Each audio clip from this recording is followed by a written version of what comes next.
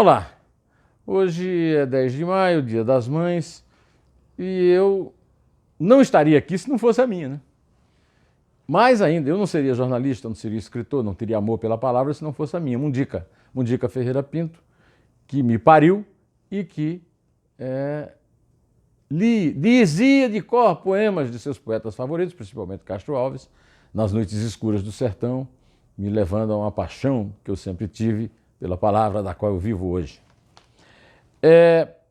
Há outras mães na minha vida. Isabel é a mãe de Arthur, meu filho caçula. Isabel é a mulher da minha vida, é o amor da minha vida, mas é também a condutora dos meus passos. A Isabel manda em mim, inclusive no meu pensamento. Bom, a Regina, minha primeira mulher, mãe dos meus 3 filhos mais velhos, ela também participou da minha vida intelectual como poeta, num grupo de vanguarda chamado Poema Processo. E depois, ao longo da vida, também deu muitos palpites nas minhas trajetórias. Clarice,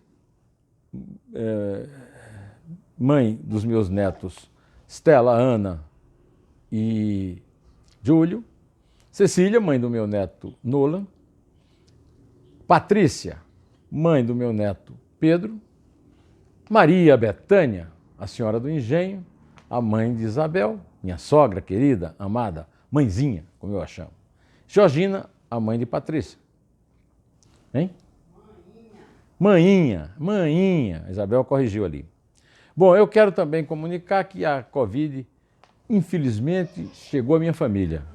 Chegou à minha família na pessoa de Cátia Pinto Jacinto, enfermeira, casada com um médico em Sousa, filha da minha amadíssima madrinha de apresentação, Terezinha, que me levou à pia batismal, e de Neinho, tio de Gerlanda, que me mandou essa notícia, que foi minha vizinha lá em Uraúna. Obrigado, Gerlanda.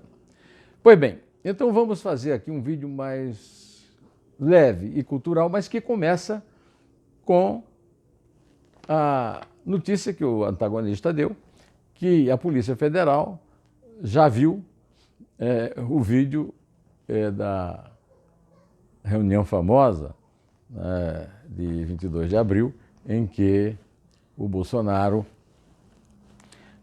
ameaçou o Moro de demissão se não demitisse e não aceitasse a demissão de Maurício Valeixo da Polícia Federal. A Polícia Federal, os agentes e delegados da Polícia Federal e peritos se juntaram para homenagear um delegado, um policial da Polícia Federal, que tinha morrido da Covid. E o Bolsonaro repreendeu publicamente o Moro naquela reunião, porque não falsificaram a causa-mortes. O título da nota era o título que eu daria, né? A perversidade do Bolsonaro. Põe perverso nisso. Por falar em perversidade, eu quero aqui ler um texto magnífico que meu sogro, Alexandre Tabajara de Castro, me mandou pelo WhatsApp.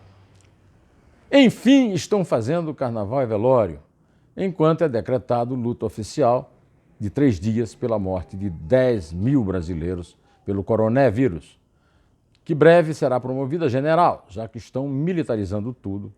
Uma turba de insensatas e desgraçadas criaturas percorreu as ruas, debochando, atirando pedras sobre os túmulos de inocentes, pessoas dizimadas pelo heróico coroné, promotor de algo tão cruel quanto desumano, deixando um rastro sinistro do hediondo crime, que não foi bem organizada, porque faltou um bloco carnavalesco para animar tão glorioso feito. Lamentavelmente, a turba ignara e maligna agrediu, com faixas e palavras de todas as ordens, a Suprema Corte de Justiça, Câmara Federal e Senado, como se fossem eles responsáveis pela epidemia sanitária. Enquanto isso ocorria, o excelentíssimo senhor presidente acompanhava de longe o desenrolar dos acontecimentos, fazendo acrobacias aquáticas e perguntando: e daí? O que eu tenho a ver com isso? Tá ok? Sua autoridade semidivina não pode se meter nisso. Basta apoiar e bater palmas para os que cometeram maiores excessos.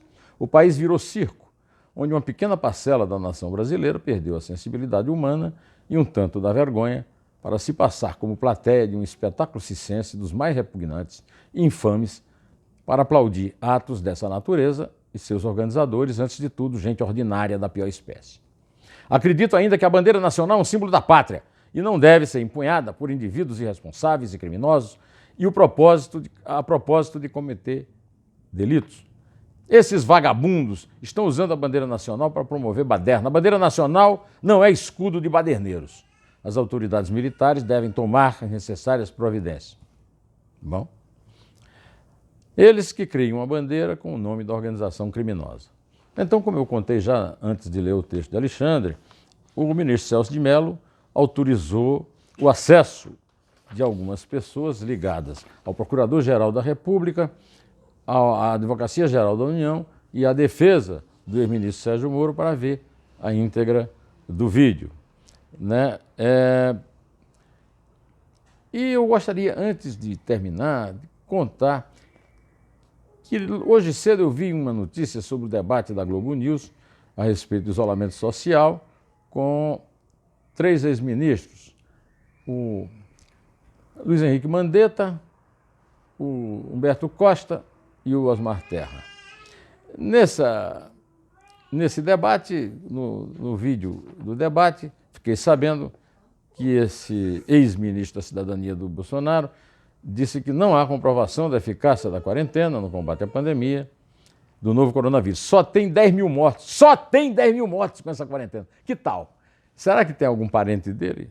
Que morreu alguém conhecido? Será? Bom, não seria pior se não tivesse o isolamento, só se tivesse um terremoto junto. Não existe estudo, afirmou. Mandetta rebateu. Se tiver 10 mil casos, 50 mil, se tiver mais de 100 mil, vai continuar sendo necessário o isolamento. Por trás de cada um dos 10.661 mortos, tem uma família, não são números. O antagonista comentou que Osmar merece ser internado, mas não no UTI, naquele estabelecimento de gente que desafia a lógica o tempo inteiro.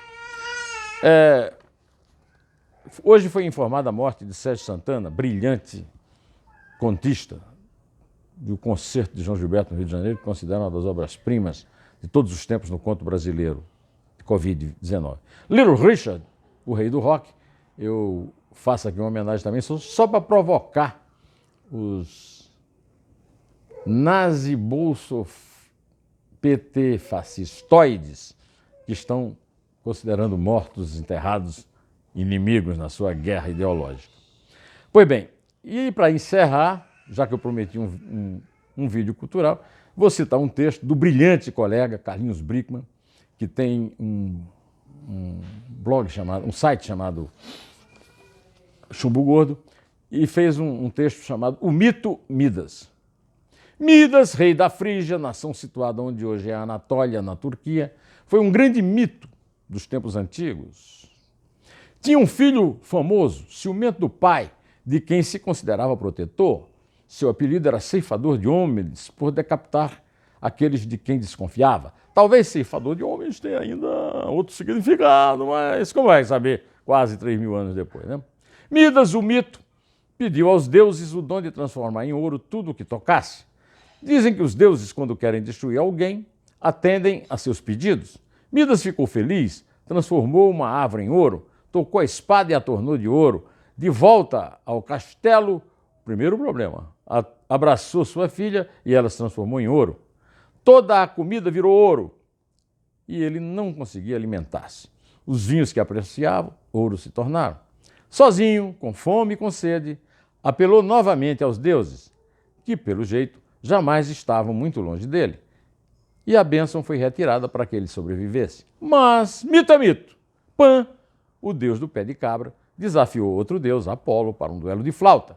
O deus Tímulo foi o juiz e deu a vitória a Apolo. Midas se irritou e desafiou o Supremo Magistrado. Apolo, indignado, fez com que as orelhas de Midas se transformassem em orelhas de burro.